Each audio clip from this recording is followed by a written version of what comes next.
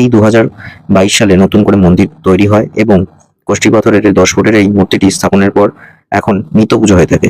মূলত কালী পুজো একটা বড় মূর্তি পুজো, যার ফলেই নৈহাটির বড় মার প্রচার।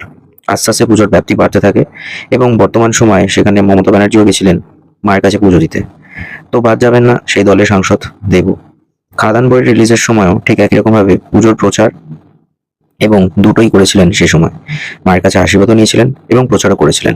এবারও দেখা গেল একেবারে মন্দিরের ছাদে উঠে পড়েছেন এবং সেখান থেকে হাত নাড়ছেন ফ্যানেদের উদ্দেশ্যে। আসলে এখনকার দিনে এটা ট্রেন্ডস হয়ে গেছে যে কোনো পুজো দিয়ে ছবি প্রচার করা হয় এবং আশীর্বাদও নেওয়া হয়ে থাকে।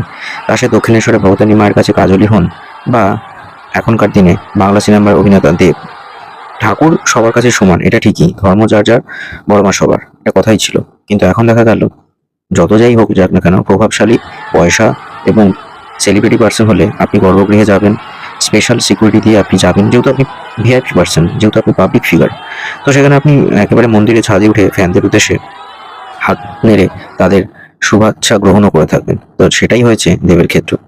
আমরা যাই 2.5 ঘন্টা, 4 ঘন্টা, 5 ঘন্টা লাইন দেবো মায়ের কাছে, মানে দু হাত ভরে নিজেদের মনস্কামনা চাইবো যাতে সেগুলো পূরণ হয়, আশীর্বাদ চেয়ে আসবো, লাইন দিতে হয়, অনেক কিছু করতে হয়। আমরা সাধারণ মানুষ, আর সেই সাধারণ মানুষই কিন্তু এই পাবলিক ফিগারদেরকে আজকে ভিআইপি বানিয়েছে, সেলিব্রিটি বানিয়েছে। সেই সেলিব্রিটিদের দেখার জন্যই আজকে উপচে পড়ে ভিড়।